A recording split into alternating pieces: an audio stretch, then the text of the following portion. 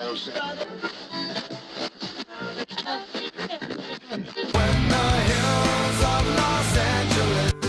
Angeles, I'm and most Hollywood nights.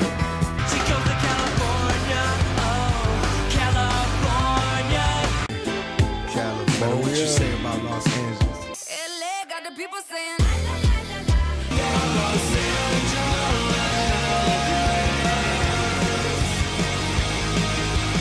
You're listening to Corner of the Galaxy on cornerofthegalaxy.com.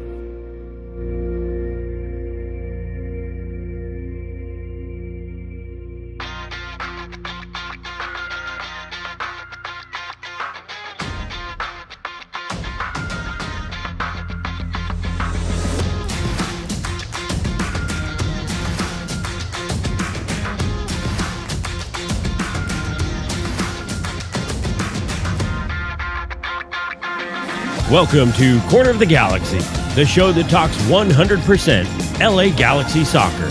We're glad you could join us. Now it's time to sit back and relax as your hosts navigate through the twisting, turning, but never boring world of the five-time MLS Cup champion, LA Galaxy. Hello, everybody. Welcome to Corner of the Galaxy on cornerofthegalaxy.com. I'm your host, Josh Guesman, coming to you on a Thursday, October 7th. LA Galaxy in the off-week international break going on. No games for the Galaxy this week, a couple games for MLS. Again, we're going to sort of key you off on which games those are. Some interesting news, though. Julian Araujo, we'll talk about his switch to the Mexican national team. We did a study on the longest win list, unbeaten streaks, all that sort of fun stuff. So you're going to get the benefit of that. We'll talk about the vaccination requirements that are coming up, a little LA Galaxy 2. We're going to do a state of the LA Galaxy. We're going to talk about playoffs and clinching and blah, blah, blah, blah, blah. There's a whole bunch of stuff. And not to get too far ahead of us, but around 8:15 or so, we're going to be joined by LA Galaxy goalkeeper, Mr. Jonathan Bond. So he'll be back to us here. Been a while since we talked to him. So a lot of things to get to, a lot of things to talk about. To help me do all that, she's back, better than ever. Here she is, Miss Sophie Nicolaou. Sophie, how's it going? Yes, you're just goal celebrations. You're rocking and rolling. I love it. I love it. So, how are you doing? You doing okay? I'm doing great, absolutely great. I got this. Look at this. I got this gift from Tony, and it's awesome. Look at that. Be kind. Yes. And inside it's had sunflower seeds. Okay. And I planted them, and then the little necklace that says "You are my sunshine," and I thought that was lovely. That's what. So you plant the sunflower seeds, you grow something, and then you feel really guilty when you kill it. Is that how it works? Well, maybe, yeah. And I also just realized that I hope my nails, I've been in the garden trying to rescue Vespa earlier, and my nails might be a bit grummy. So that was bad timing on my behalf, perhaps. It is what it is. Just a reminder, everybody, and from the top of the show this time. Last Thursday, we had Landon Donovan on the show, and so we forgot to sort of start our secret word at the very beginning because we knew LD was going to call at the very front. So we waited till like 25 minutes in to start our secret word game, but not this time, Sophie. We have a secret word. You know what it is. I know what it is. And as always, you, the listeners, it means it's your job to guess what our secret word is. Now, Sophie and I are going to do our best to use the word as many times as we can without completely giving it away. Quite honestly, I would love to be able to say we used it a bunch and we got all the way through the show without anybody noticing. So that's our goal. That's how good we have to be, Sophie. We have to. I feel this burden and huge sense of responsibility right now that you have, put on me. So. We have to. We have this. We have to put this together. It is really a skill of ours to use this word the best we can. So that is that. We'll be playing that throughout the show, maybe even during the Jonathan Bond interview as well. I mean, if we're really feeling saucy, maybe we could talk to Jonathan Bond and use the secret word in there as well. So that's interesting. I know there's some international games going on. We're going to try to update on some internationals. Now, I don't have up to date because I'm literally been here at this desk for like the last 90 minutes putting everything together.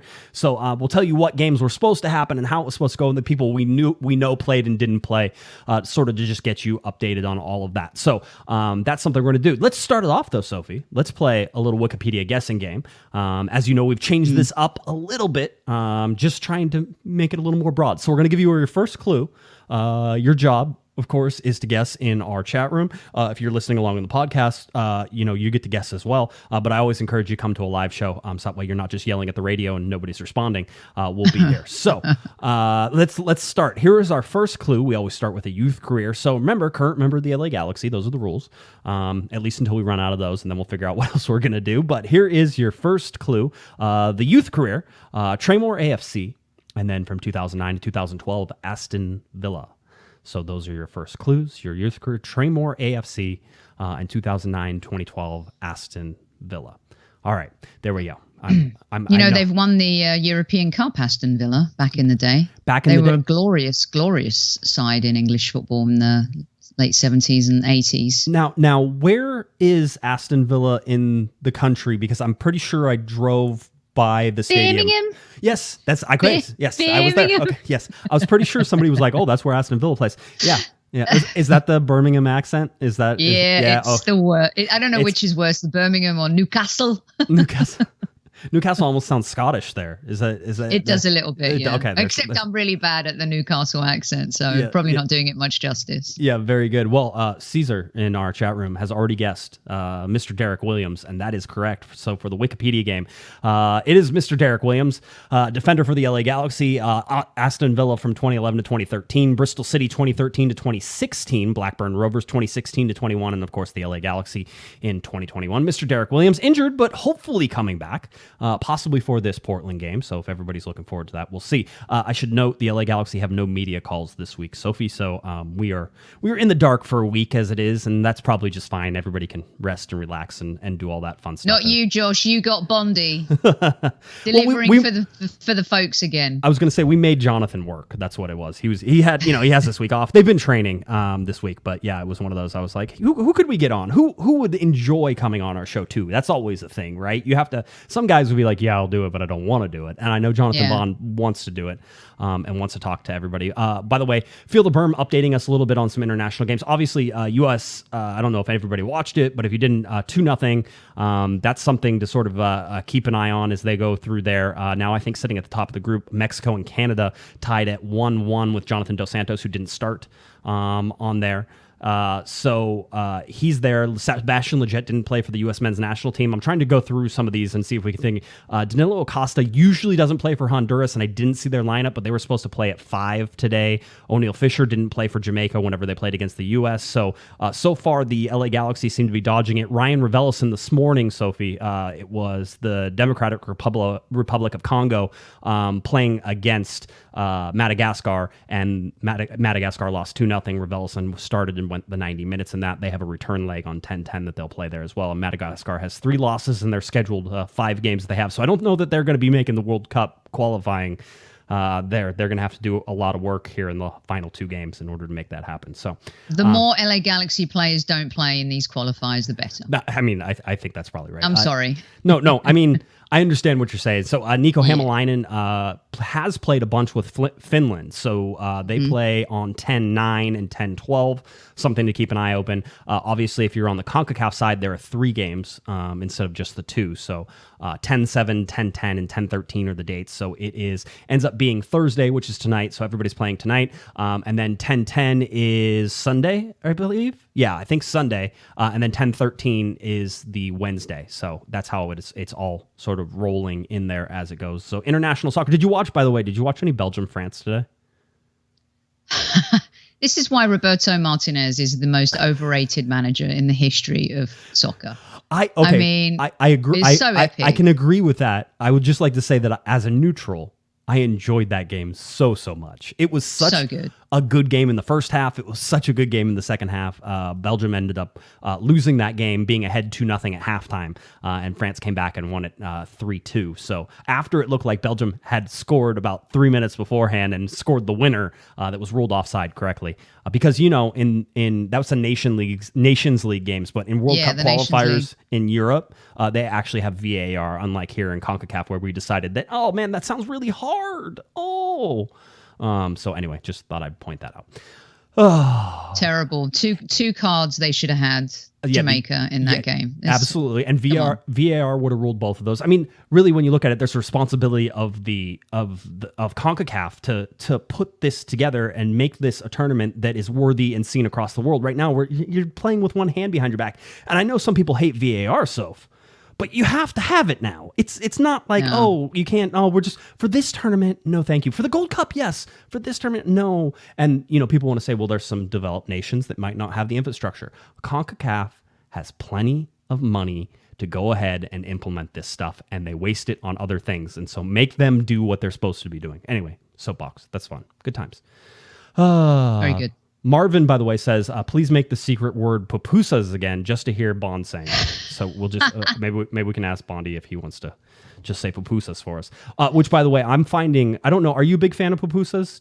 Have you had pupusas? I have had pupusas, and I would like to eat more of them, I have to say. I only have them available to me relatively close on Saturdays at the farmer market. And I'm finding that is not enough days of the week in order to have them available to me. So on Saturday, you will find me at the farmer's market getting pupusas again. And my son, who is almost Which farmer's market? The SoCo one. So I love that place. Yeah. So they have a good one over there. So there's a nice lady who makes excellent pupusas. Anyway, I have a feeling there's going to be like a lot of little side notes here and there on this particular show. Let's get to Julian Araujo real quick before Jonathan Bond joins us here in about 4 minutes. Julian Araujo did declare, and it was something that we knew was coming, but also we didn't know that was coming. But then it was, oh yes, it's definitely happening, and then it wasn't, and blah blah blah, and it sort of fell down this road. Julian Araujo has been denying call-ups from both Mexico and the United States as he has been getting ready to make this decision. And so it was finally announced that he says, the best part of being Mexican-American is that I carry two flags. It's one of the things about myself that brings me great pride. I'm proud to be a Mexican-American, and being raised in a Mexican-American household is a privilege for which I am forever grateful. Growing up watching the Mexican national team in the World Cup was a unifying moment for my family. Watching them inspired me to pursue a dream of playing professional soccer. So Julian Araujo has declared and will now play his international soccer. Remember, one-time switch, Sophie. You get one. This is his one-time switch. He will go and play for Mexico. So from a Galaxy perspective, I don't know how to take this. I actually think that there were better opportunities for him to play relatively quickly. And I know people are going to watch the game tonight and say, oh, Dest is fine. You're playing against Jamaica. Chill yourself. But I feel like Araujo had a relatively easy path to getting playing time with the U.S. men's national team.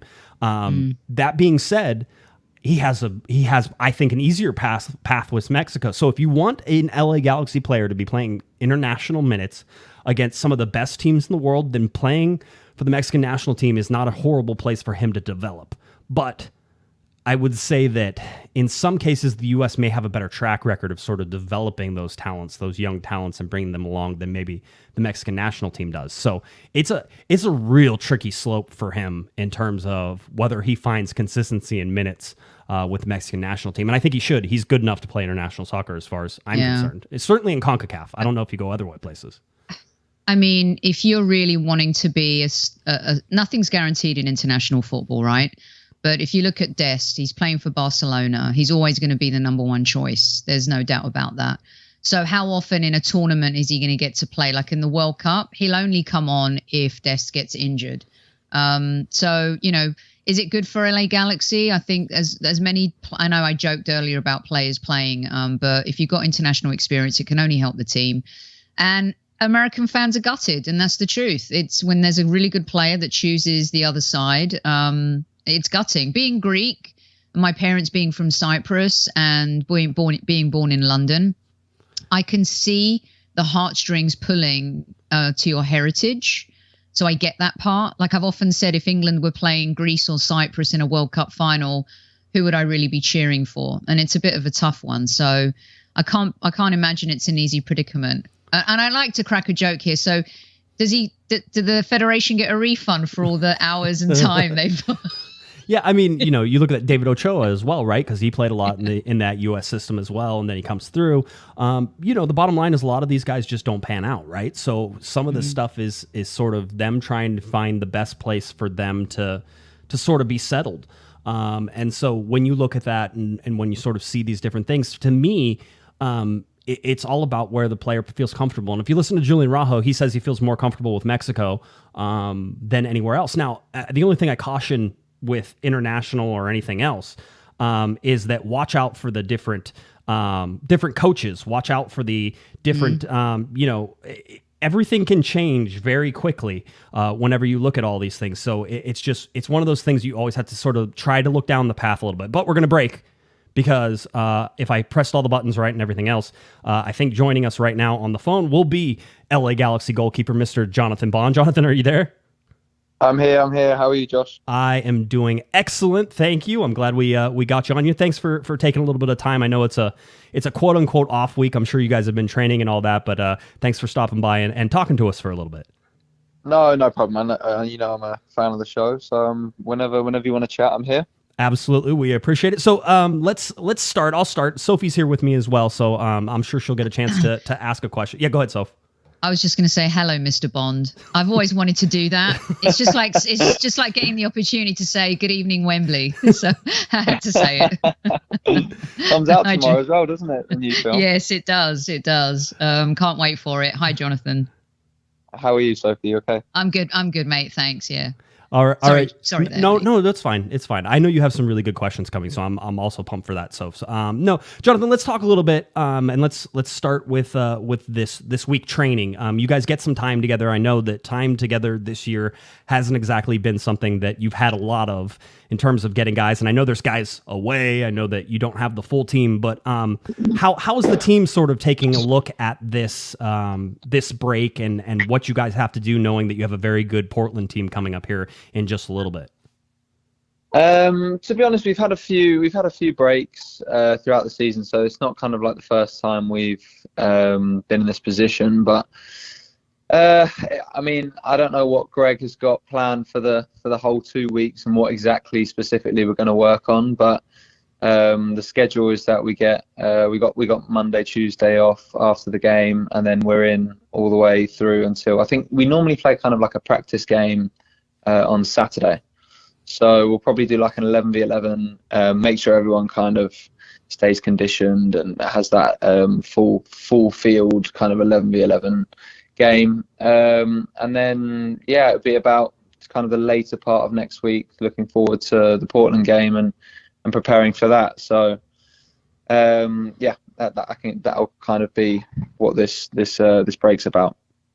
Jonathan, with the stop and starts as fans, it irritates us. I just wanted to kind of get into the mind of a player when you're not on international duty, and whether you're on a winning streak or a losing streak, whether you're kind of in the euphoria or the working on the things that aren't working. Is it frustrating as a player, like these times where if you're not on international duty? How do you handle it? Yeah, I mean, as a fan, I'm the same. I don't like it when the football stops and there's nothing to watch. But personally, as well, I kind of feel the same way because I'm just speaking from my perspective. I like when we play a game, then another game, then another game. You just feel kind of in rhythm. And there was points earlier in the season where I felt like I was in a real good place and good rhythm, and then you have to stop and you don't play a game for 2 weeks, and then it kind of kills that momentum. So there were a couple of times earlier in the season where I was a bit frustrated that there was a break. But it's interesting because we've had quite a few of these kind of 2 week breaks, but then we'll have a lot of games really close together. And then we'll play. We've had plenty of kind of 3 game weeks, so we kind of have lots of rests, and then suddenly everyone's really tired after a 3 game week, and then lots of rest, and then everyone's really tired again. So it is a strange schedule.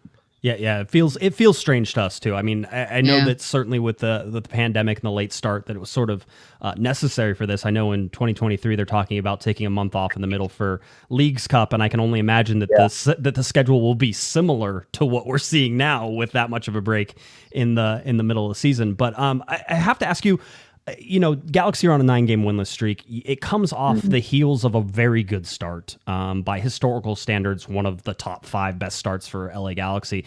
But if you look at the Western Conference, you guys right now off the last 5 games at least, and I think it's more like closer to the last 8 or 9 games, are actually at the bottom of the table in those last 9 or 10 games.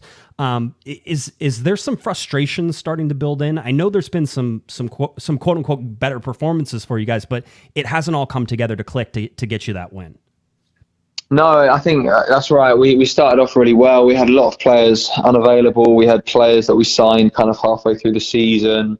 We had a very disrupted defense where we just couldn't get the same guys playing together every week.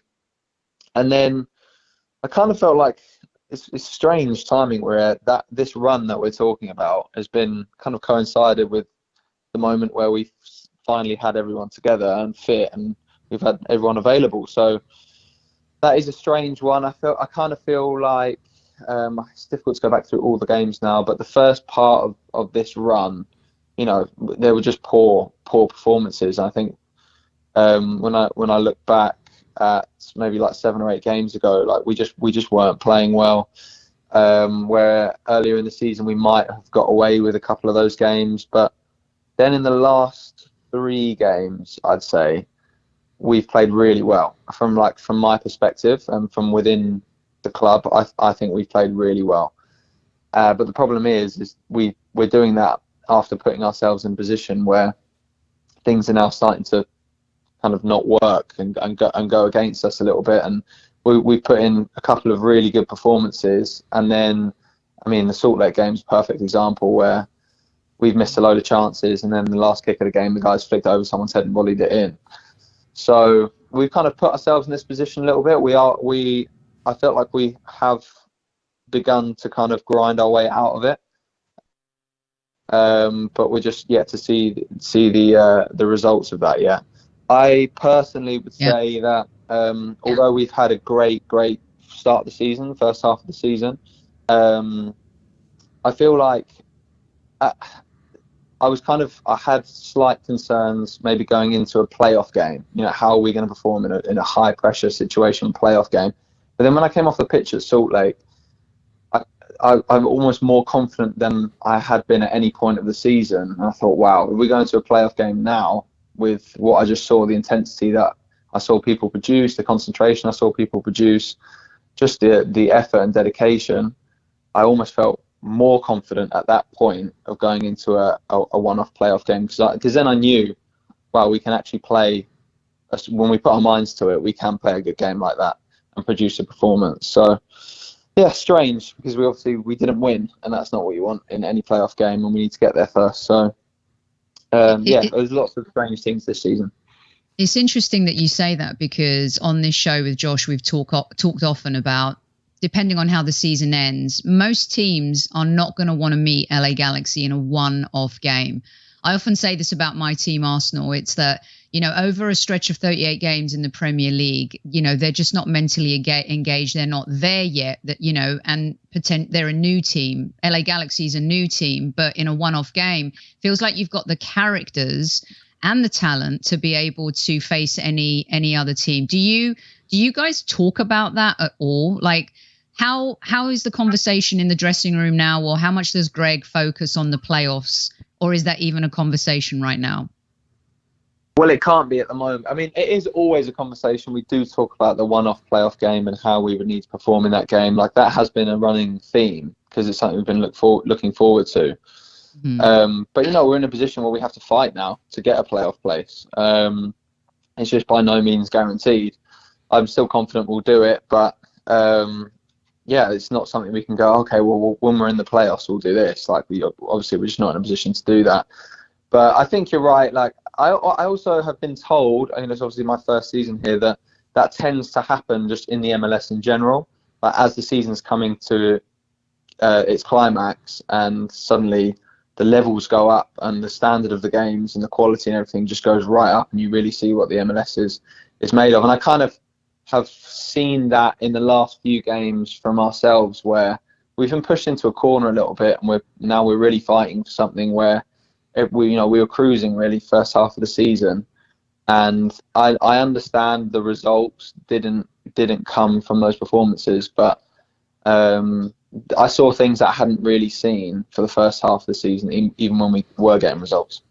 Yeah, it's. I know the results part is sort of the last thing. I also say it feels like the offense is sort of the last thing to sort of click into things as well. I mean, we can look at the defense, and I'm sure you guys look at the defense consistently throughout the year. And obviously, I would say it's nowhere near where it needs to be eventually in the first year of a system and everything else. It's not quite there, but now the offense isn't exactly clicking for you guys. Do you guys just need like a lucky bounce? Does it need to like bounce off somebody's forehead and like accidentally go in the net? Are you guys just waiting for like the dam to break on this? I mean, that would be nice, but no, I don't think so. I think I do think we need to improve on both sides, which obviously every team is looking to do. But I think we've kind of been really good attacking wise at points of the season. Defensively, we've had an issue, obviously, throughout the season, really, where most of the time we really should have done better defensively. But then there have been games within that where we have actually done really well defensively, and then something stupid will happen, either our fault or not our fault, and then a goal goes in and there goes a clean sheet, so or a shutouts. So I don't know. I try and find kind of like patterns and make sense of what's happening throughout the season and stuff. But I've just found this season to be really, really random from our perspective, and I just feel, I come back to, you have to feel like you have the confidence in the team that they can put in a big performance. And I kind of felt that. I felt that the last few games. I did think we were slightly tired, actually, against LAFC at the end of a third game in a week, maybe the second half. But really, first half, I felt like we controlled it. We were the more dominant team.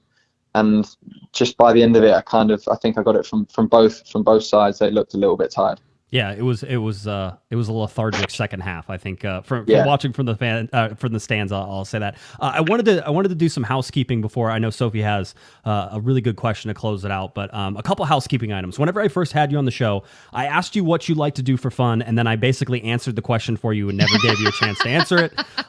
Rightfully so, our listeners have given me crap for that for most of the year. So I'm going to ask you, what did you answer for me? Well, so the whole thing was, I was like, what do you do for fun? Are you a FIFA guy? Do you play, and then you have to answer that question instead of just, I should have just shut up. Like, that's actually the solution to most of my problems, is I should just shut up. But I will ask you, this. So when you're not playing soccer, whenever you're not training, whenever you're clearly not playing FIFA, because I remember that answer, what do you like to do for fun? And I promise I won't answer it for you. See, this question makes me feel so boring. Like, most days I'll finish training and then I'll come back. I live near kind of like Central City, and I'll just go. I'll chill like in a cafe with the dog. Sometimes I do go to the beach, but I kind of just hop around, enjoy the sun. We have at the top of my building there's like a rooftop where I just go and sunbathe. Like, honestly, I couldn't tell you. Like, I'm always speaking to people back home until they go to sleep. I have been to Santa Barbara a few times. Okay. I love it there. Yeah, I love it there. That I've really enjoyed going to Santa Barbara, and whenever we get a couple of days off now, I'm always like, let's go to Santa Barbara, and any spare couple of days, I like going there.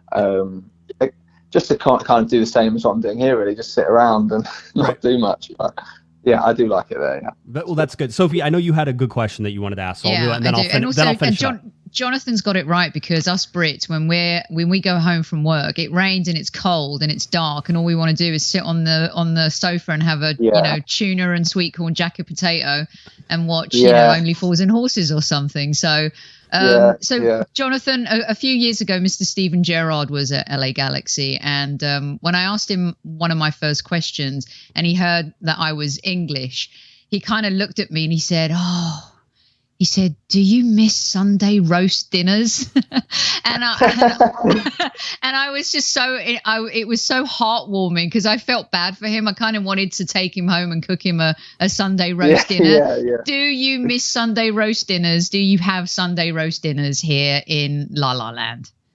No, I don't. I've never been traditionally English like that. I'm sorry to disappoint you, but I have an American mum, and she's the cook at home. So Right. we've never in our family or in our house had that kind of tradition. It's more of just like I've meatloaf. eaten some So you have terrible things meatloaf. when I was growing up. Yeah, You'd have macaroni meatloaf and on cheese, Sunday. Macaroni all and that kind cheese. of stuff. See, Yeah, he's finally speaking English to me now. Now I know what he's talking about. That's good. yeah. Peanut butter jelly sandwiches. They were a snack Oh, growing lovely. up. Yeah. Very good. All right. Well, I have one more question for you, and then we'll let you slide into the rest of your evening here. It is one that I get asked the most, and I'm offering my services and obviously my listeners' services here. Like, what do we have to do in order to get the Jonathan Bond goalkeeper jersey to be sold in the store? I know it's frustrating. You and I have had discussions about this before, but I mean, man, by the way, it's always been this way. Very rarely do they have goalkeeper jerseys for LA. Now, in other places like Seattle and some of quote unquote the bigger markets for merchandise where they have, some of the larger ones, they do have that. Atlanta, Seattle, a lot of times they do. But what do we need to do? What do the listeners need to do? I mean, for this season, I'm going to do a couple more giveaways just to get at least some out there. I'll get onto Raul, the equipment manager, at the end of the season. He'll have some spares. There you go. But I have spoken to the club about it because it's not right. Like, I'm a goalkeeper. Obviously, I love being a goalkeeper. There's lots of other fans out there who want goalkeeping jerseys. So I don't understand why they don't sell them. But then it's strange because when I ask the club, why don't they sell goalkeeping jerseys? And they say, well, no one buys them. I said, I've got a few people kind of have asked me now, and maybe they would sell. Yeah. And they were like, no clubs sell them. Then I'm going to the away games at the stadiums, and there's people in the stands all wearing the brand new goalkeeping jersey. So I think it's going to be a next season thing. I need to have another conversation with the club, but I think next season they will sell them for real. For good. I mean, have them do a pre-order or something. I know people would get out there and even pre-order Totally. some stuff and do things like that. So, listen, whatever you need from us in helping you do that, we will 100% do it. By the way, Christian in the chat room says that he paid $150 to get a goalkeeper jersey in store from the clearance section, and then got it heat pressed with the MLS official numbers and the number in order to try to approach that. So, I mean, Yeah, the club needs to refund him about half of that, because whatever it would normally be. Hey, Jonathan, that's how much they normally are. All right, don't ask me why they're so Oh, expensive here in the United States, Right. but yeah, I mean Okay. it's one of those things. You can, by the way, if we ordered from any club in England, it would come, and even with overseas shipping, it wouldn't be nearly approaching the amount of money that for whatever reason That right. Everybody plays Yeah. in MLS. There's the authentic ones, and there's the replica ones, isn't there? There is two different. Yeah. Yep. And It's not right, is it? Really? It should be. It's so expensive. Not when there's a popular player like you. It's extra not right, and you're definitely a popular player. And we're not just saying that, Thank but you. yeah, it's Thank you. they should fix that for sure. we will do whatever we can to help you, and so whatever you need, just let me know, and we'll rock and roll with that. All right. Yes, perfect. In fact, I'll ask the club, and I'll let you know, and then we can put some sort of strategy together and team up. I love it. I love it. Oh, I'll make a Jonathan Bond T-shirt, but it just won't have the same effect type thing as the goalkeeper one. So we'll leave that one to you. All right, hey buddy, certainly appreciate you stopping by. Thank you for calling in. Thanks for interrupting your Thanks for having me on. your evening, and good luck for the rest of the week, and good luck against Portland. Thanks, Josh. Cheers, Sophie. Thanks, Nice to mate. speak to you Take guys. care. Be Yeah, well. have a good one. Take care. Bye-bye. Bye. Bye. All right, there he goes, Mr. Jonathan Bond. He is so easy to just He's so good. He's really good with interviews as well. I will tell you this. He will listen to this. So it's one of those that like whatever we say now, he will hear. But I would be honest with you. I would be like, the whole thing. But he is always so thoughtful with his answers. He's always wants to give you as much information as he can go, which is, by the way, he talked about that RSL game. And I thought that was so interesting because if you talk to him after the RSL game, and I'm not going to say gobsmacked, but he was just like, he didn't understand that game, right? It's like, it's one thing whenever you can sit there and, obviously that was a game, the Galaxy looked like they have the point wrapped up, and then in the 95th minute, they allow a goal to lose the game. And you could see that he was just, it didn't make sense. He's a professional footballer. He's played his whole life. He has been through these before, but he was like, no, we were the better team. You could see it just like, and what bothers him. He was sitting there just shaking his head, and it was such a window into his world. And I feel like some players just allow you in. He's one of those guys, at least for me, that just allows you in. So that way you can experience things through him, which is why he's always such a great podcast guest. He's amazing. So 100%. Always good, always welcome. By the way, any LA Galaxy player is welcome on this show. We will happily invite anybody on here and push their jerseys too. I mean, I don't want to feel like we're singling out one. No. Who wants to sell jerseys? Does Sebastian Lletget need to sell some more jerseys? I doubt it. But if he does, we will happily do it. By the way, Jonathan in the chat room says Josh is dealing with jerseys again. I'm just having flashbacks of the beginning of the year where, for whatever reason, I seem to be the mouthpiece of the jerseys and the kits and all that fun stuff that was sort of going on. So I'll draft the memo for you. Draft the memo. Thank you so much, Soph. All right. This actually leads us into an interesting sort of little segment, and I feel like there's a responsibility for us to sort of sit here and bring out our crystal balls, right? And so we have to look at this and we have to say, what's going to happen in the next couple weeks? What's going to happen in the offseason? What's going to happen next year for this LA Galaxy team? Where is this team trending? And certainly if you're looking at it in the last 9 games, then it is trending very much down the toilet because that is how the results have come out. I agree with Jonathan, by the way, that they've had some decent performances. I won't say good games because good games usually infer that there's winning involved. There has been no winning involved. So the results are not going their way. I feel like they've had some good performances, but at the same time, you look at how they've quickly sort of, just sidestepped down. And for a while, they got away with it where they were losing games and it wasn't hurting their position, Sophie. But now they're in a position to, by the end of this weekend, and we have talked about this before, be below the playoff line if results go a certain way between 2 games with 2 teams around them. So take your short view. Take your medium view into the offseason, maybe even look and say, did the Galaxy make the playoffs for you? And then what's your long-term goal? Is Greg Vanney here next year? I think that's a stupid question, but you can answer that. That's fine. Right. Whose responsibility do you think the form has been over these 9 games? Because I have this argument, and I know I give examples, but I give examples based on the other teams I support, right? And for a long time, everyone blames the players at Arsenal. But you can't be a manager and finish 8th, but he won the FA Cup, so that bought him time, right? And love coupons with the fans. But whose responsibility really is it? Is it Arteta's? Is it the Arsenal players? Is it a combination of both? Is it Greg Vanney? Is it the front office with the influx of so many players? Is it the players who, like Super Kevin Campbell on our show says, that cross the white lines? Like where does that responsibility lie? Because a lot of the times fans want to say, I've even heard some fans say Vanney out. I'm like, stop being crazy. we approach that all the time. Yeah. No, I mean, and I have been on this, and maybe you have a different view of it, and that's fine. I am right now putting this on the players because I feel like, and certainly by their performances that they have made in recent times, and certainly at the beginning of this year too, they have shown the ability to win games and score goals and play a type of soccer that they want to play.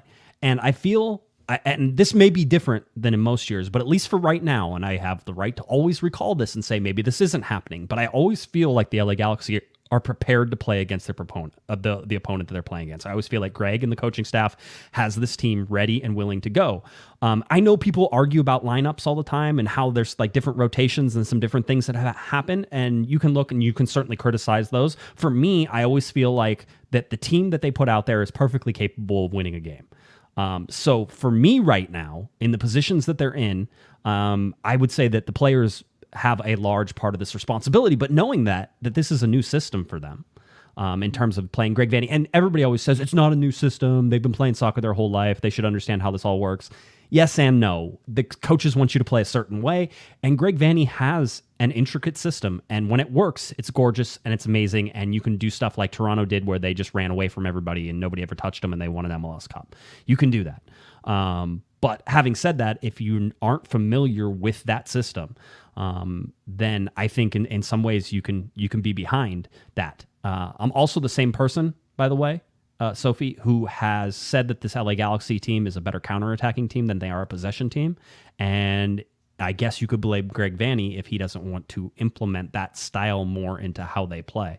But that's more a perspective way. So I guess I sit on the fence with that. Mostly the players, if I'm guessing. So do you feel like the players have been there long enough now to be able to execute what he wants to do? And then that's where like the responsibility shifts a little bit, because as manager, shouldn't he not try and put square pegs in round holes and adapt to also the players that he has? I feel like it's been 6 one, half a dozen of the other. I mean, that's fair. Yeah, where they're concerned. So short term, I feel like this team's going to pull it out the bag. I do. Yeah.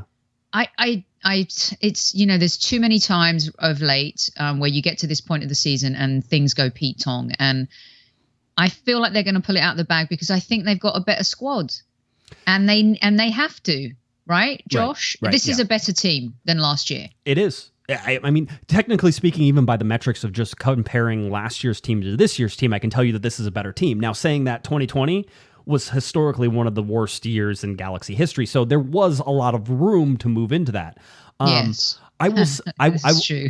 Right? I mean, you have to compare Yeah. those things. Well, as I've told everybody, the LA Galaxy's offense has gotten better since in 2021 than it was in 2020. The LA Galaxy's defense has gotten actually significantly better compared to 2020. Now, it probably shows you how horrible 2020 was in terms of that, but I think we're almost 20 goals better because we had to project out 34 games for the 2020 season because it was only 22 games, but we had to project out. They were going to give up like 74 goals or something like that in that time, right? If they played all 34 games, then it probably would have gotten a lot worse because they were toast by the end of that season. So they were going to give up 74. This year, they're on pace to give up around 50 or 54. Now, in terms of Galaxy history, that's not great. But in terms of 1 year improvement, they are better. And I will disagree with Jonathan Bond on this, and that's fine.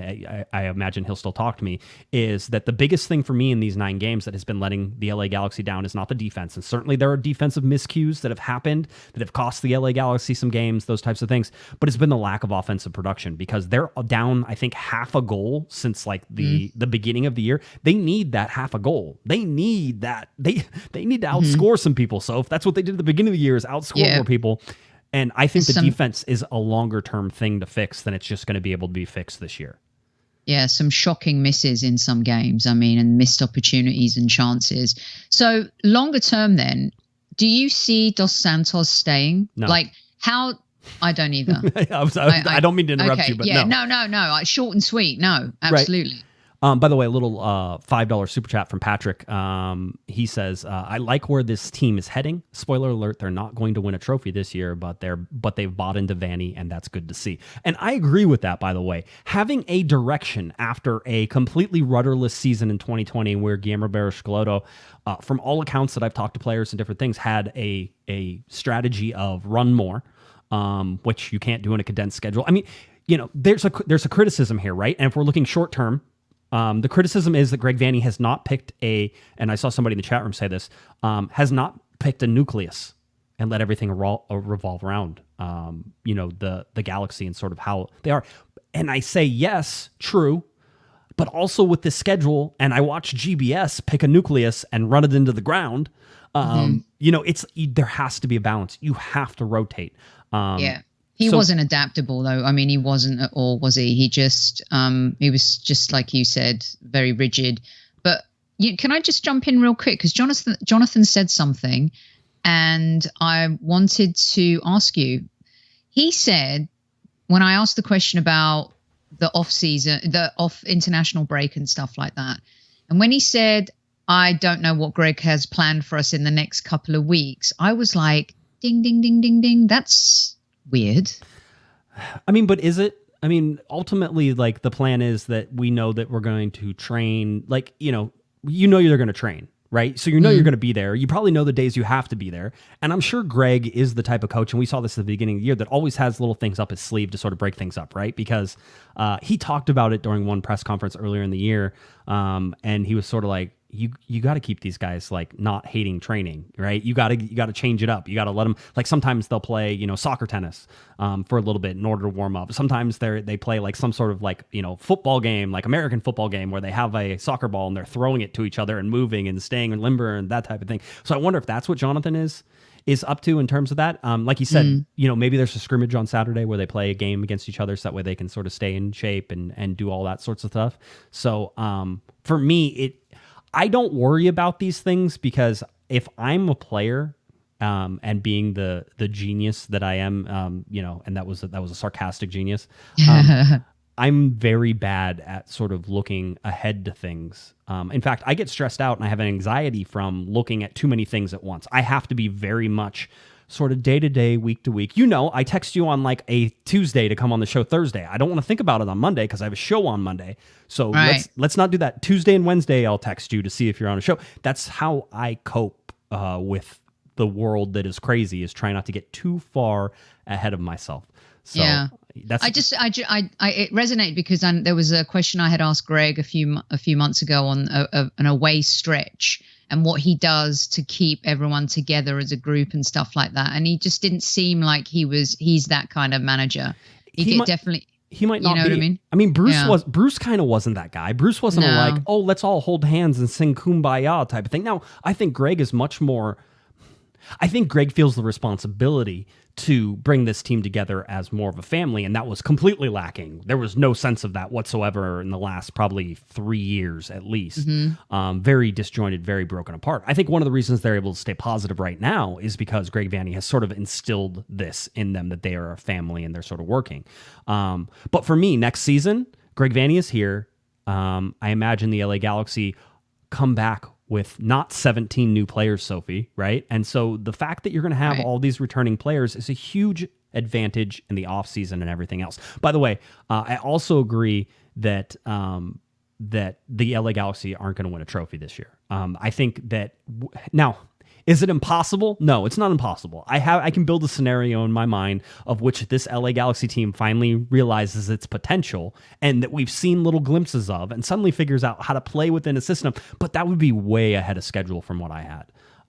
But I think it's important for them to make the playoffs. And I think not making the playoffs would be a failure of this year, especially in the position they're at. So there is pressure in that, making the playoffs. They've got to make the playoffs. The investment they've made, the players they have, the manager they brought in, the expectation was to make the playoffs. And it's important to make the playoffs because this team needs that experience. Because like you said, next season, I do believe they'll be better.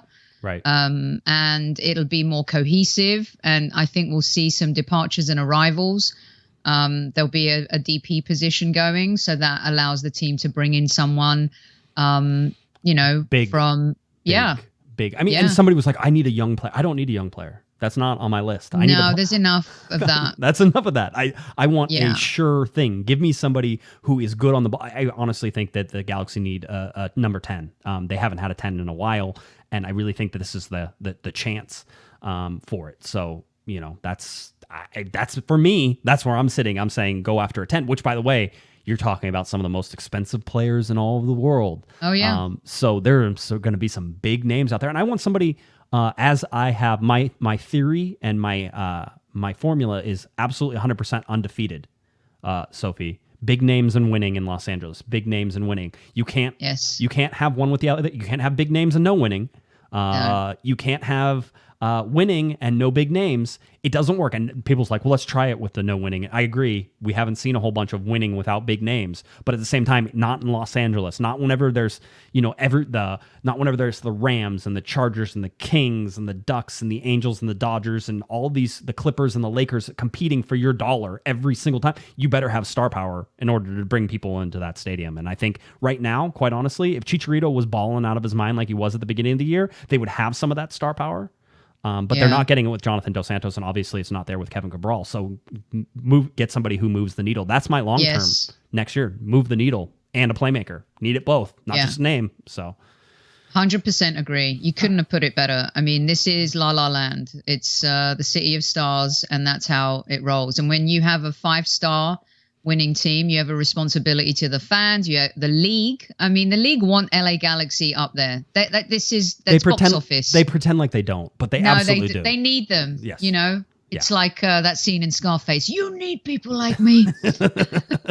I love that. Can we just do movie reenactments from here on out for the whole thing? By the way, you are rocking that. We said by the way at the same time. By the way, and you're rocking that salmon shirt. I am a big fan of pink. I know October. That's salmon. That's not pink. You know what? It's more pink whenever you get. Trust me. It's this light maybe playing with it a little bit, but it's definitely pink. I mean, when I ordered it, I was like, pink, that color. So the whole thing, and it is also Breast Cancer Awareness Month in October. So I was like, this is a good choice. I changed out of my women's national team USA polo that I wore to work today. So I like to wear winners at work. So that's why I have, and I also don't cover the women's national team. So that is why I will wear that shirt on a regular basis. So it's a lot more fun. Very for me. Nice. So by the way, I would like to shout out. And I believe somebody did. Joe did guess our word. Our word is responsibility, Joe. So congratulations. Email me at cornerofthegalaxy at gmail.com, cornerofthegalaxy@gmail.com, Joe, and you will get something. I will send you a sticker or something like that. So make sure you do that, though. cornerofthegalaxy@gmail.com. Tell me that it was you. I love people that are like, well, what if somebody emails in and says that it was, this person or whatever it was. I'm like, you guys don't make things hard on me. Just have one person email. Don't try to steal things from other people when you didn't earn them. That's how it works. So Joe, go ahead and do stuff. So do I need to draft another memo? Yes, I mean, this is going to be the second memo of the evening. It should be. Future success for the LA Galaxy, yes or no? Are they building in a good direction? Yes. Okay. I do believe they are, but I think they have to make some bold and difficult choices in the off season. Yeah, I mean, I don't even know that Jonathan Dos Santos is a difficult choice. So but Cabral. He's not going anywhere. 5 years, he's going to get a second year. So now, whether or not that pans out and whether or not they put him on loan halfway through the season, but they're going to give him an off season. They're going to give him a chance to adjust to Major League Soccer. 100%. There's no way they'll give up on that 1 year in. They spent money and they're going to see if it plays out. You might not, and it might not work out. I mean, this is young player roulette that you're talking about, right? You get a young player, you think you can develop them. This is what they're trying to do. Jovic seems like he has some upside, so that's good. And I think the Galaxy are in that. But you have a young designated player that you get benefits from having him in that position. And somebody said, and I think they're right, you could put somebody else in that position. And you have the same benefits, only maybe somebody better. I get it, but at the young designated player, there's going to be this guessing game that you're gonna have to play. These guys are not developed; these are not finished products. But some players, you see their talent right away, and not necessarily that they're consistent week in, week out. But there's just something about the eye tests as a fan for me. I'm not sure if that's ever going to be a thing.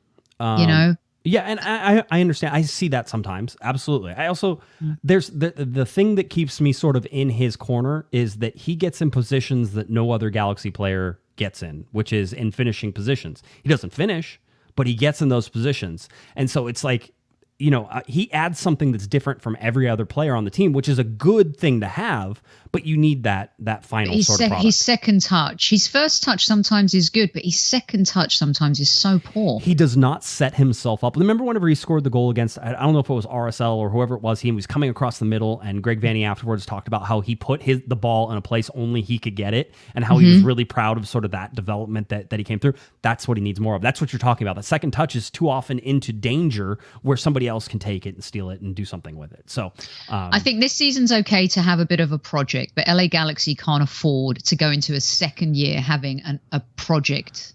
It needs to be, let's be more competitive. Let's go win this thing. But in order for them to keep some of the players that they have, Julian Araujo at the U22 and Efrain Alvarez at the U22 and Jovic at the U22 spot, they need a young designated player in that third DP spot. So even if you get rid of him, you're going to have to bring somebody else that is a young DP into that spot or leave it open. That's the other option. You could leave it open. Bring in a better player. bring in a better player and not have a designated player, but then you don't get the option of having that third designated player. So no, but I'm saying just bring in, whatever the slot is. That you need to find a better one of those. I understand. That's just, maybe I'm being a bit too ruthless. But it's early. I'm fine with it. I don't think Kevin Cabral listens to our podcast yet, so I think we're okay. Let's go to winning streaks. I did some research on this.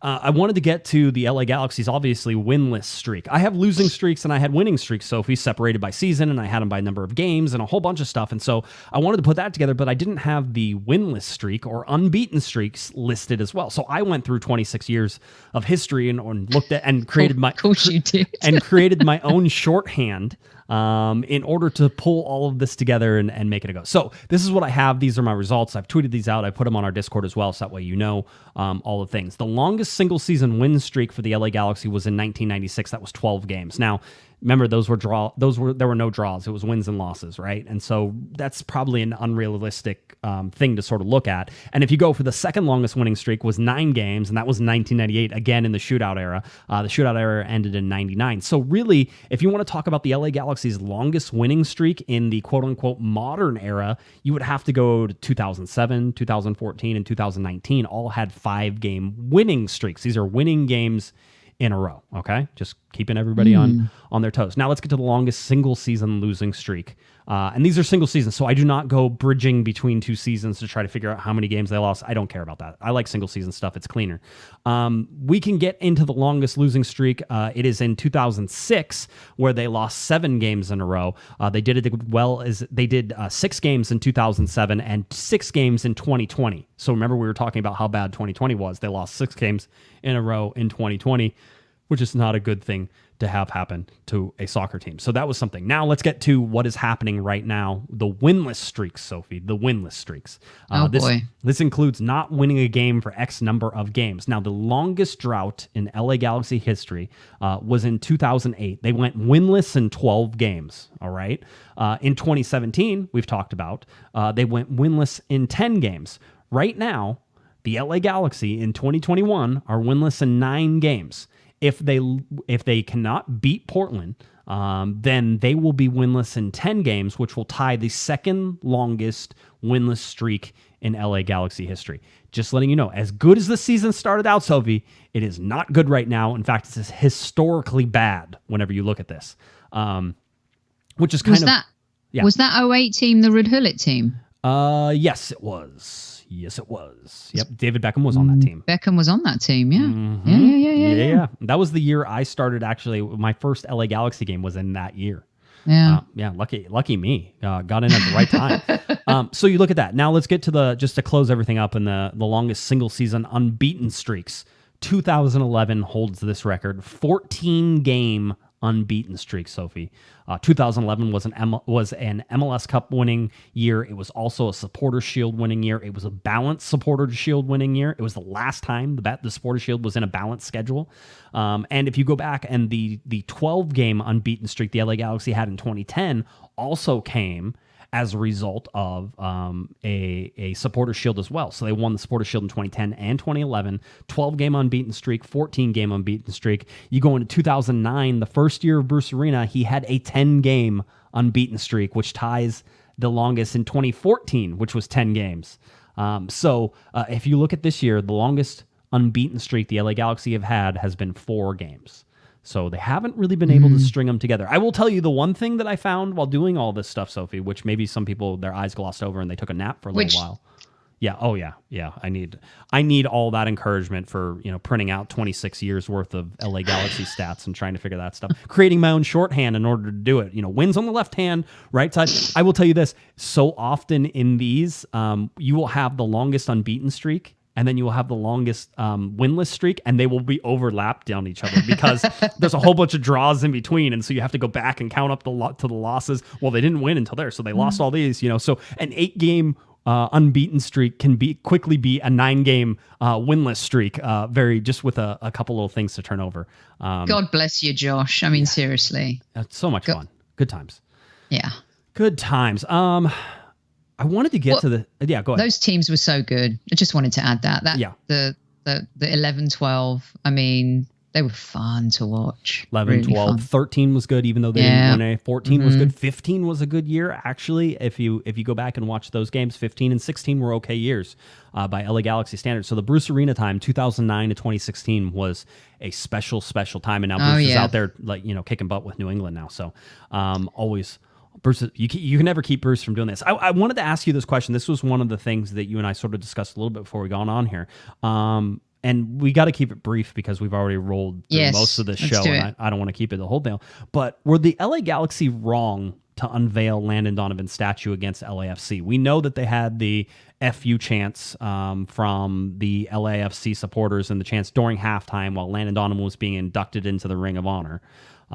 So you had that. You know that they did the same thing whenever they were showing the statue ceremony inside the game. Outside, they were doing that. So, I mean, but you kind of had to know that was going to happen, right? I mean, I didn't expect them to behave well. So were they wrong to do it against LAFC, or was that still the right game to do it against? This is a really great question. It's deliberate, let's put it that way. But I don't think no one endorses people fighting and people getting into mischief and trouble and any of that stuff. But knowing the rivalry and the intensity of it, it was high risk. But also, I think LA Galaxy just wanted to remind LAFC of the history and the players. And not only players, legendary players. Right. There's going to be another statue reveal at some point. You know, be Robbie Keane or Kobe Jones. Kobe Jones. Mm-hmm. Joe Tutino, by the way, is getting a lot of votes for a statue eventually. And I don't have a strong disagreement with that. I will tell you. There's a real history with what Joe has been able to do in the booth covering the LA Galaxy for as long as he did. So anyway, I'm sorry. I just wanted to interject. People were asking Maybe about that. Joe's should be like a broadcaster one or something on the inside versus on the something outside. has to happen. Like, you know, I know whenever you go to Dodger Stadium, like where Vin used to, when Vin Scully used to broadcast from, is like the Vin Scully broadcasting booth. Like it's labeled. There's a plaque there and everything, and so you can walk by that and be like, that's where Vin sat, and you know that's sort of something special with that. So yeah, something needs to be done. Beside the point, but I mean, it's a reminder to them. This is greatness. This is history. You don't have it. We have it, and I hope it didn't ruin. I don't think it ruined Landon's enjoyment of the day and the time and the moment at all. But it was, I would say, it was bold but deliberate and. Can I give naughty, you bit naughty? Can I give you the the reasons why I think the business side of that, the reason that they did it? Because for me, this is why they decided to do it. National TV audience, right? You had ESPN2 doing the game, so it was a national TV game. It was the biggest game. The El Tráficos are always the biggest games of the years. They draw the most numbers whenever they have those games as well. It's must-see television, even though that second half definitely puts some people to sleep. And I think it hurt the overall status of the El Tráficos, seeing that game being the third game of 3, and I think MLS should learn from that. You have that, and then you knew it was going to be a sellout, right? You knew there was going to be fans in the stands for this game. You can't say that about any other game this year, which is a whole different argument, but you can't say that. So you knew there would be a sellout game. You knew it would be full capacity, even in the pandemic. You knew you were going to get the best sort of marketing push that you could from the national TV audience. So that's why you do it for that game. I still think that maybe if you had a better, or if you've done a better job of selling tickets, I understand it's pandemic and you do all that you could have other games that would be big games that you could have done it against, and you wouldn't have to have had, quote unquote, the ugliness. By the way, Mr. Bravino asked, would Arsenal fans do that if they went to Tottenham and Tottenham was unveiling a statue? Would Arsenal fans have been as rude, let's say, as the LAFC fans? Yeah, I mean, yeah, I know. The Tottenham truth fans, is yes, but I don't think the Premier League would ever let that happen. Right. Because it could incite violence. And it did, I mean, fans are crazy. They're emotional. I mean, you're going to unveil a Thierry Henry statue outside, the Emirates when we're playing in a North London derby, or, a Ledley King statue outside Tottenham, before a North London derby. That's a bad decision. So now they're asking me in that regard. Yeah. It was a bad decision. It would be a bad Josh. decision. Yeah. Okay. Good. That's good. I want to get to some requirements here real quick. We have some vaccine requirements and the vaccine and the testing requirements that are coming up. I want to get to this because I want everybody to be prepared. Dignity Health Sports Park has an event coming up starting on Friday, and then they have a sold out game going on Saturday. Two Mexican Liga MX teams are playing, and I forget who it is, and I didn't pay much attention, but it was sold out, and so this is why they released this information. Here are the acceptable forms of COVID-19 vaccination proof. You either have to have your CDC vaccination card, a photocopy of the card, or a photo of the card on a mobile device. Acceptable forms of a negative test. You have to have a negative test that is within 72 hours of the game time. Or the event time, I should say, depending on what event you're going to. And acceptable forms of negative test results are printed documents from the test provider laboratory or an email or text message from the test provider laboratory displayed on a mobile device.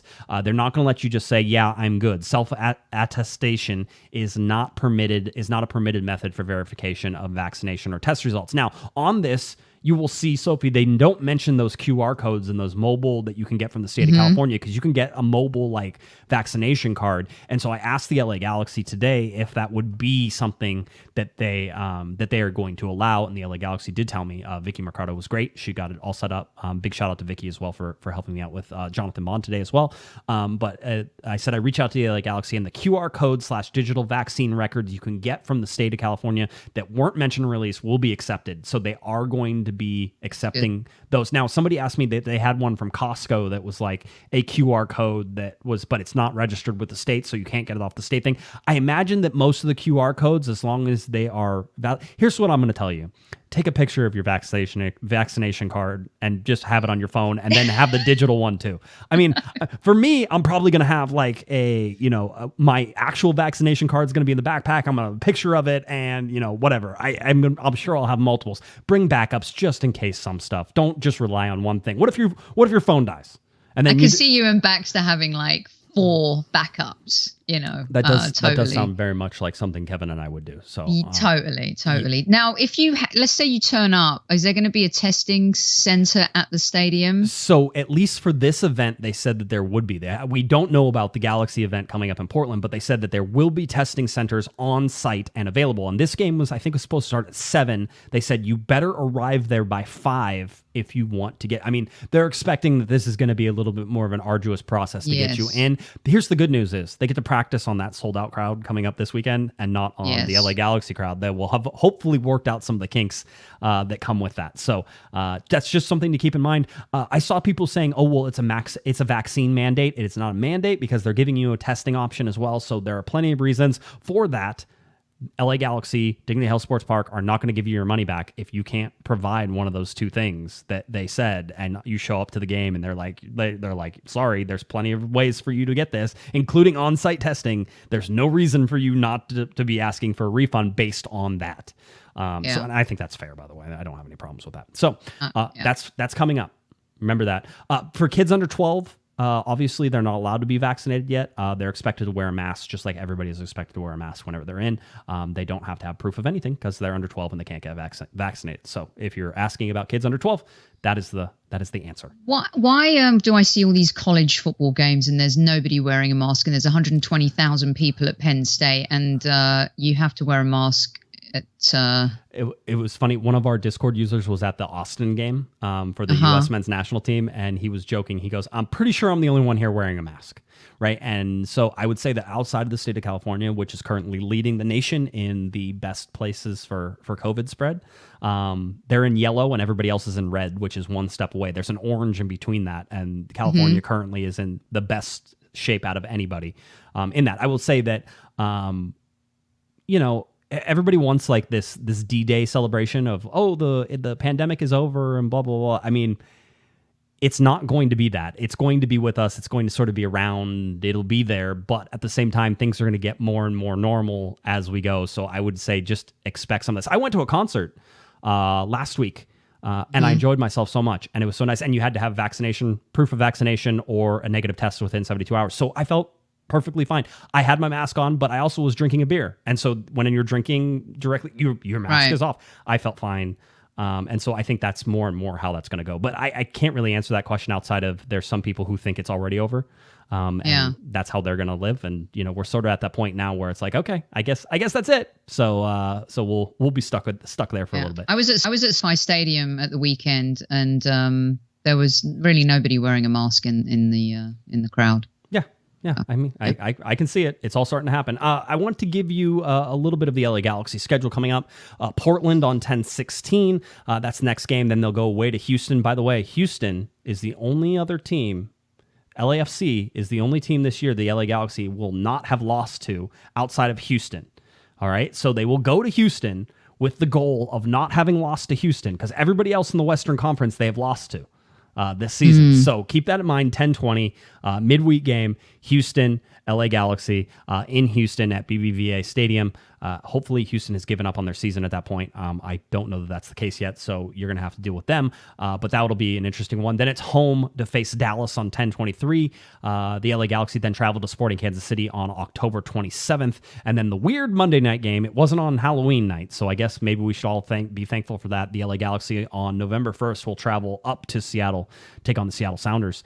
And then the very last game, we're almost there. We are approaching the end of the season. You can see it in this schedule. 11/7, the LA Galaxy will host Minnesota United. Could be and very well be for a playoff position.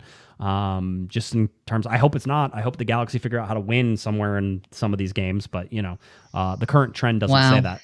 So quickly, by the way, LA Galaxy 2 playing some games.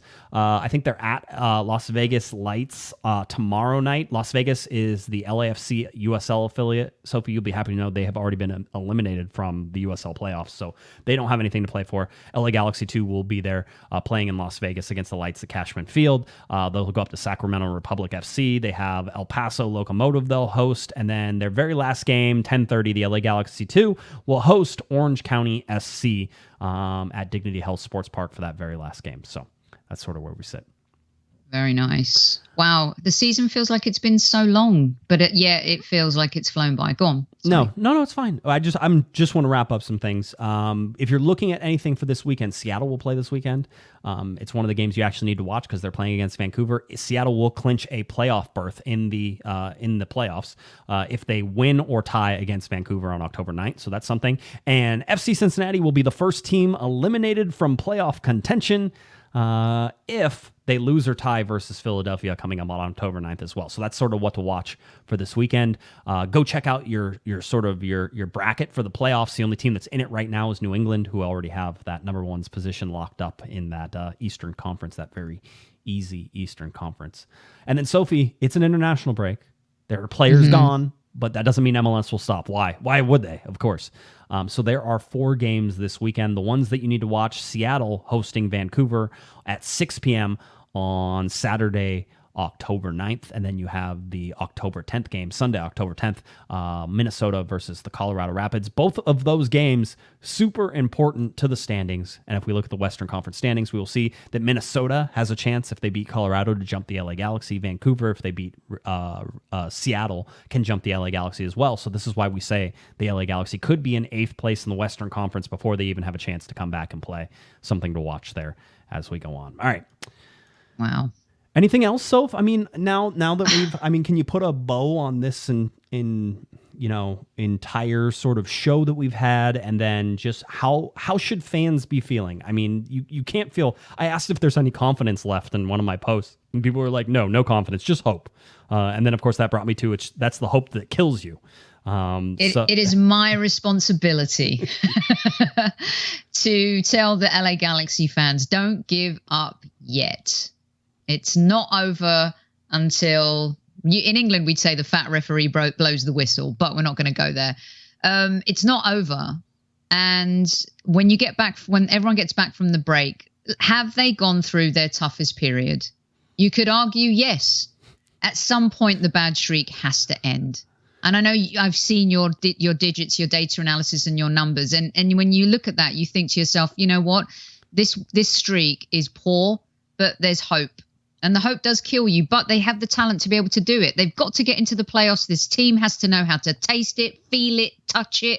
And who knows, once you're in the playoffs, anything is possible. And who doesn't want to see LA Galaxy versus Bruce Arenas, New England, in the MLS Cup final. I mean, that's absolutely 100%. We need to do that. That's more fun than anything. I remember the years whenever my favorite year was it 20. Maybe it was 2012 or 20. It was 2012. LA Galaxy make the playoffs, the last team to get in the playoffs, right? Houston Dynamo on the Eastern Conference side, last team to get in the playoffs. Those two teams met in MLS Cup in 2012 to get all the way. So if you're in, you have a chance. Absolutely. And I listen, do I think it's a realistic chance? No, I don't. Because this team, to me, Sophie, its biggest missing thing besides consistency, any sort of, I mean, consistency right now, they have it. They are not winning. But a positive consistency is that show me you're ready to win the big game. Show me you're ready to beat the Sporting Kansas City. Show me you're ready to beat Seattle Sounders. I don't know if they're there yet. I don't expect them to be there this year, but show me that you want to be ready for that game whenever it comes, because they played very well against both those teams, but got losses out of both of those teams. So now, Josh, they've got a manager who's been there. This is where he's going to earn his crust. And by the way, Patrick points out, this is super important. Portland is on some ridiculous winning or unbeaten streak. It's like 9 or 10 or 12 games. It's a long one. They haven't lost since like the middle of the season. You want to talk about a big game to win that game against Portland. That is a game, and at least in the 2 times you played Portland earlier in the season, you matched up well against them. Now they are a different team now. They play much better and much differently. They've figured out how to play. Giovanni Savarese has sort of worked them and molded them into something that is very good. They are a very good team right now. But show me you can win that game, because that game is a springboard to every other game that you play after that. Once you can take down I think one of the best informed teams in Major League Soccer so far over the last like 5 or 6 games, you now have the ability to beat the best team in the league. So win that game, show me that you want it, and show me that you want to get to the playoffs and actually do something. You have to win games down the stretch. That's the only way this works. 100%. And they've got to eliminate their mistakes and take their chances. Keep it simple. It's not complicated. Football isn't rocket science. No. And Greg Vanney has been there. He's going to know how to get this team ready. And like you said earlier, are the players going to be ready? And they have to be. They really do. There's no excuses. They are good enough to make the playoffs. They've got to get in there. Otherwise, like you said, it's a failure. It is. It would be a failure of this year, because especially with the way they started. I think you can readjust that a little bit, because at first you're sort of like, make the playoffs after being as horrible as you were in 20. Just make the playoffs. Now it's like, well, you have to make the playoffs. You have been in the 3rd or 4th position for the majority of the season, and you just creep down a little bit at the end. You need to right that. You need to climb back up a couple of positions before this season is over. And Chicharito as well needs to this is his time. This is his moment. You want to have a legacy in MLS, this is it, mate. Hey, now's the time. Start winning now, and then you only need to win like 4 or 5 games once you get in the playoffs and be MLS Cup champion. It's not like a ridiculous amount of games. You can, if you put it together, you get hot. As Eric would say, don't peak too soon. So either, according to the Hammer, the LA Galaxy have already peaked and they peaked too soon, or they haven't peaked yet, and it is time for them to peak in order to head into this. So, all right, that's what we got. Anything else, Sophie, you want to get to, or can we head on out of here? Oh, yeah, we're good. All right, perfect. All right, if you're looking for... well, you tell people where they can find you. I was thinking I had to do it like whenever I do it with Kevin, I have to do Kevin's part, but I don't. Sophie, tell people where they can find you. That lazy so-and-so. At Highbury Squad on YouTube, give us a check. And at Soccer Diva on Twitter, and at Highbury Squad on Twitter as well. Thank you, Josh, once again. Excellent job, as always. Thanks, Sophie. We appreciate it. All right, if you're looking for me on Twitter, it's at JGuesman, JGUESMAN. Of course, at Galaxy Podcast. Head on over to cornerthegalaxy.com. Big thanks and shout out to Mr. Jonathan Bond for stopping by the show today. Thanks to the LA Galaxy for making him available. Vicky Mercado, thank you for coordinating all that stuff. So, that'll do it. Another show on Monday night. I don't know if Kevin will be here or not, traveling with the U.S. men's national team, but we'll find somebody to fill in, and we'll find other stuff to talk about.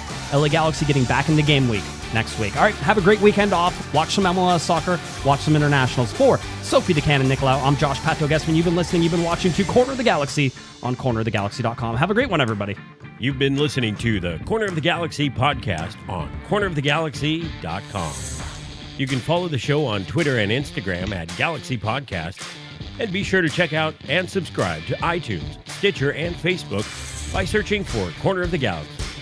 Fans, we thank you for listening, and we ask that you be kind and courteous to your neighbors as you leave the podcast. We thank you for joining us and look forward to seeing you again. Until then, I'm Michael Araujo. And on behalf of the entire Corner of the Galaxy crew, goodbye, everybody.